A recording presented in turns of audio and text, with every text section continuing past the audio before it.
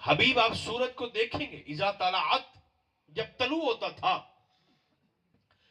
تزاوروا عن کہفہم ذات الیمین، تو غار کے دہانے پر سیدھا طلوع نہیں ہوتا کہ ولیوں کے جسموں پر دھوپ نہ پڑے، بلکہ فقیروں کے جسموں کو دھوپ سے بچانے کے لیے چڑھتے ہوئے غار کے دائیں جانب جھک جاتا تھا۔ وَإِذَا غَرَبَتْ، اور جب ڈوبتا تھا تو بھی غار کے منہ پر سیدھا نہیں، تَقْرِضُهُمْ ذات الشمال، ولیوں کے جسموں کو دھوپ سے بچانے کے لیے غار کی بائیں جانب جھک جاتا تھا۔ طلوع ہوتا ہے تو دائیں جانب، غروب ہوتا ہے تو بائیں جانب۔ مولا کیوں؟ فرمایا ہم فی فجوت منہ، ویندے نہیں ہو اندر میرے ولی آرام پہ کر دیں۔ سبحان اللہ، سبحان اللہ، سبحان اللہ۔ 309 سال تک ولی سوئے رہے، اور 309 سال تک ہر روز سورج اپنا راستہ بدل کے طلوع بھی ہوتا رہا، غروب بھی ہوتا رہا۔ ولیوں کے آرام کے لیے اللہ نے اپنی کائنات کے نظام کو ہی تبدیل فرما دیا۔ مولا ایسا کیوں؟ فرمایا نظام کائنات کو بدل دینا مجھ رب کو گوارا ہے، مگر دھوپ میرے ولیوں کو ستائے یہ مجھ رب کو گوارا ہے۔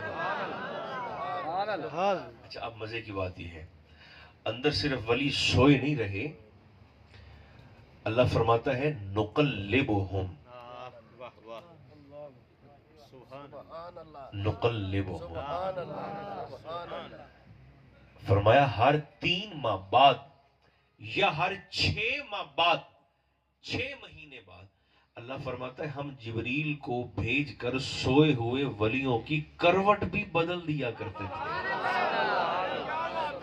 یہ میں آپ کو قرآن شریف سنا رہا ہوں ولیوں کی شان میں، کوئی دائیں بائیں کی بات نہیں ہے، یہ قرآن میں ہے۔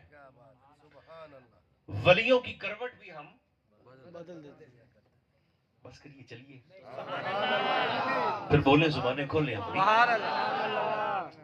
ولیوں کی نا کروٹ بھی اللہ فرماتا ہے ہم 3 مہینے بعد یا 6 مہینے بعد بدل دیتے تھے۔ لو بھائی آپ کے پیار کا امتحان آ گیا۔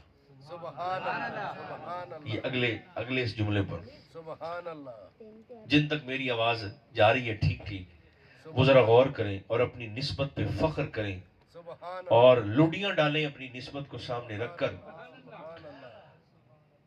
علامہ قرطبی فرماتے ہیں کہ ہر 3 ماہ بعد یا ہر 6 مہینے کے بعد غار کے اندر جب ولیوں کی کروٹ بدلتی تھی، دروازے پہ لیٹے ہوئے کتے کی کروٹ بھی اسی سمت بدل جایا کرتی تھی۔ کیا مطلب ہوا؟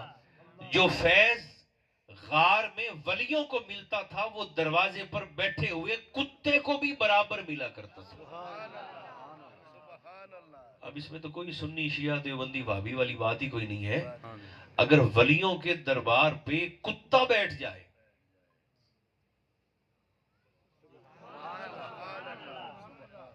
جملہ تھوڑا سا بدل دیتے ہیں، بنی اسرائیل کے ولیوں کی چوکھٹ پر اگر کتا بیٹھ جائے تو وہ ان کے فیضان سے محروم نہیں رہتا۔ اگر میں اور آپ امت محمدیہ کے فقیر فرید کی چوکھٹ پہ بیٹھ جائیں، رب ہماری جھولی خالی کیسے ہوگی؟ سبحان اللہ،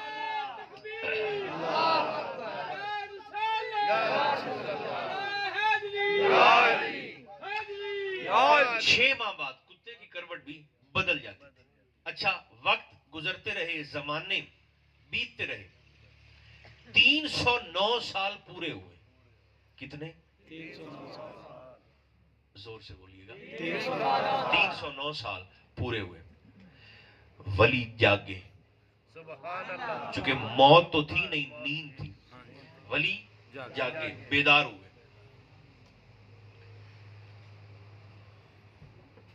کتا بھی جاگا۔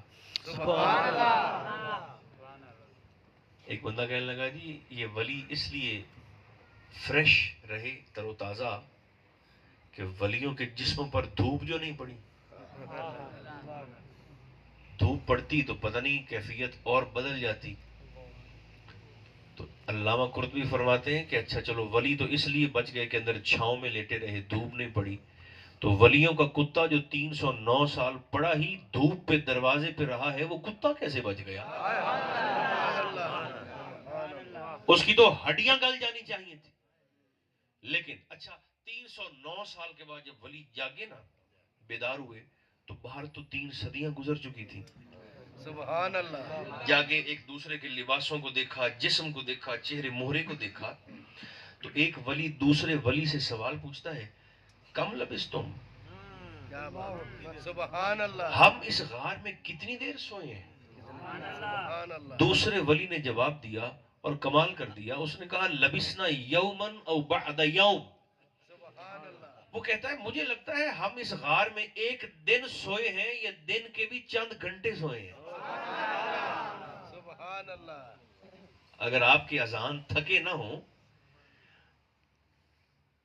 3 صدیاں جو باہر زمانے پہ گزر گئیں، وہ غار کے اندر ولیوں کے لیے چند گھنٹے بھی نہیں بنے. سبحان اللہ. باہر والوں پر 3 صدیاں گزر گئیں، غار والوں پر وقت کو روک لیا گیا. کیا بات ہے. اگر یہ 3 صدیاں ولیوں پر بھی گزری ہوتی تو چلو اور کچھ نہ ہوتا، تو بال سفید ہو جاتے، ہو جاتا. لباس پوشیدہ ہو جاتے، چہرے پہ جھریاں پڑ جاتی، اور جو مرضی کہتے سو کہتے، یہ نہ کہتے کہ ہم چند گھنٹے سوئے. سبحان اللہ. اب اسی محبت سے اور توجہ سے ذرا ایک اگلا جملہ بھی سن لیں پیار کا. اگر بنی اسرائیل کے ولی قبر نما غار میں رہ کر، دوبارہ سنیں، سبحان بنی اسرائیل کے ولی قبر نما غار میں رہ کر 3 صدیاں گزر جانے کے باوجود جسم کے ساتھ، لباس کے ساتھ تر و تازہ رہ سکتے ہیں، تو امت محمدیہ کے ولی 3000 سال بھی گزر جائیں، ہمارا غوث بھی زندہ ہے، ہمارا فرید بھی زندہ ہے. بے شک بے شک بے شک. اگر بنی اسرائیل کے ولیوں کی بات عقل میں آتی ہے تو امت محمدیہ کے فقیروں کی بات بھی سمجھ شریف میں آنی چاہیے. سبحان اللہ. اچھا، اب جب وہ یہ سارا ہم نے مضمون پڑھ لیا، بس بات ختم ہو گئی، سبحان اللہ. تو ہم نے یہاں بیٹھ کرنا، ویسے آپ کا پیار ہے کہ آپ سبحان رات کے اس پہر بھی یہاں پر تشریف فرمائیں اور بیٹھے ہوئے محبت کے ساتھ ہیں.